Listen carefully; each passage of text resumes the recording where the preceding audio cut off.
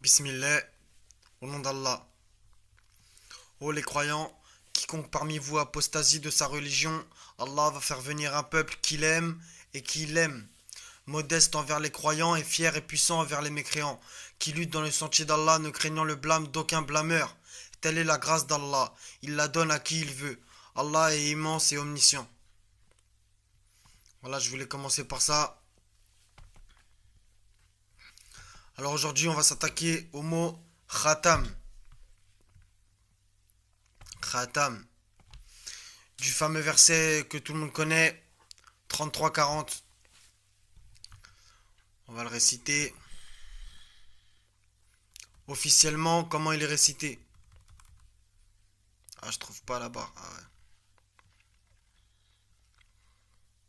Mohammed n'a jamais été le père de l'un de vos hommes, mais le messager de Dieu est le dernier des prophètes. Dieu est pleinement conscient de toutes choses. Ouais, quoique là, j'ai fait un mix sans le faire exprès de deux versets. Mais bon, vous avez compris le sens. Et des fois, c'est traduit par le sceau des prophètes. Donc voilà, on nous répète à tort et à travers que Mohammed c'est le dernier des prophètes. Ne tuez pas la prophétie, s'il vous plaît. Ne tuez pas la prophétie. En vérité, chaque prophète a annoncé un autre prophète. Jean le Baptiste a annoncé Jésus.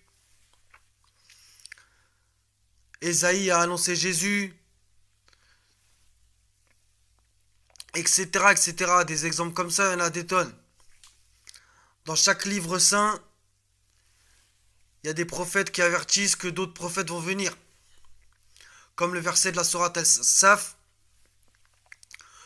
où Jésus annonce Ahmed. Donc là, qui sait, ça, chacun aura sa petite idée là-dessus. Ahmed. Il y en a qui vont dire c'est Mohammed, il y en a qui vont dire autre chose, etc., etc. Là n'est pas la question et c'est pas trop le sujet, même si on est un peu dedans. On va se baser sur le 33-40. Donc voilà, Wahatam sur le site Coran Seul.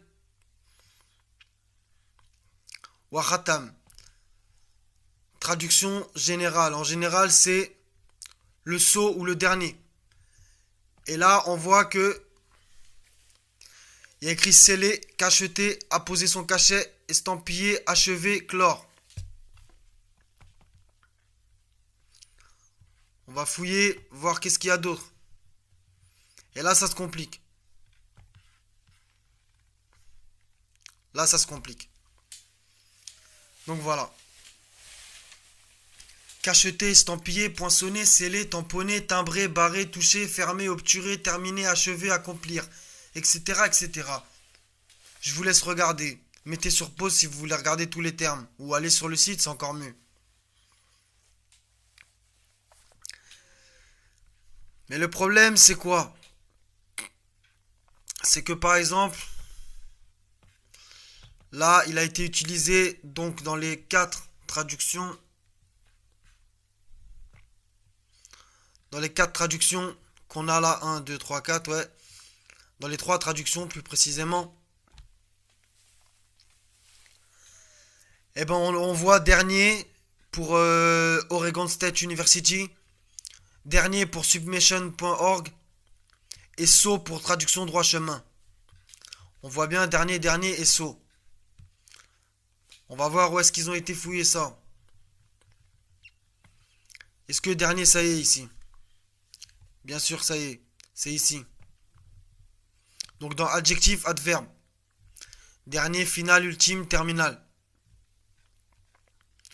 Et où est-ce qu'il est le mot saut?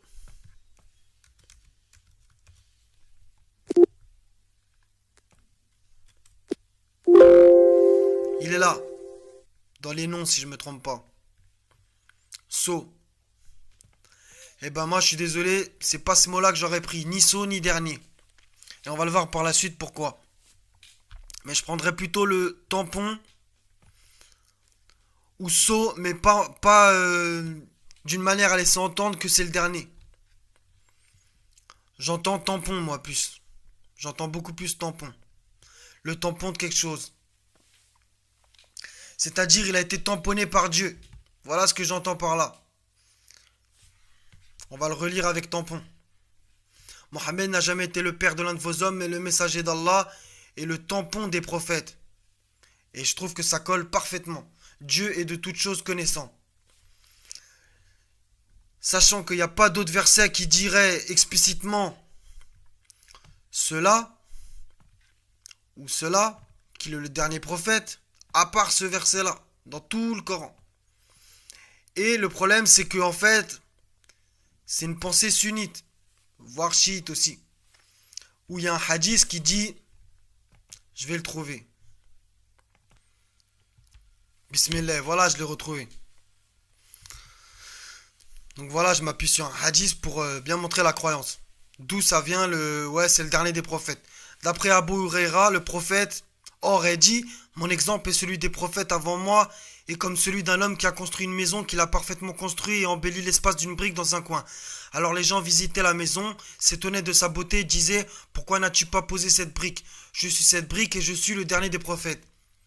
Rapporté par Bukhari dans son Sahih, etc., etc. Voilà, je suis le dernier des prophètes.